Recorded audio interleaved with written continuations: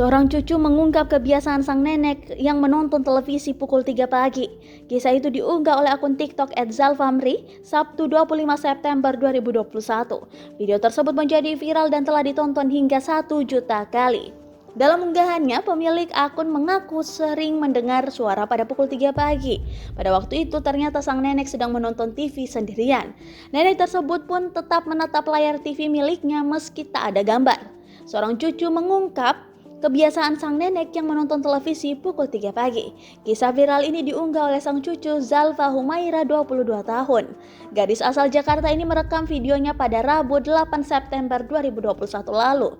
Saat dikonfirmasi, Zalfa membenarkan sang nenek Syamsiar 72 tahun mempunyai kebiasaan menonton TV pukul 3 pagi.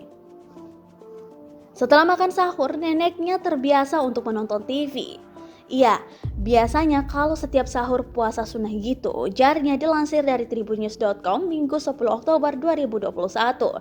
Zalfa pun mengaku terbangun apabila mendengar suara TV yang sedang didengar sang nenek. Ia kemudian langsung memastikan apakah neneknya memang tengah menonton TV. Ia menambahkan sang nenek belum mengetahui soal video unggahannya. Sementara itu, dirinya mengaku terkejut videonya itu menjadi viral.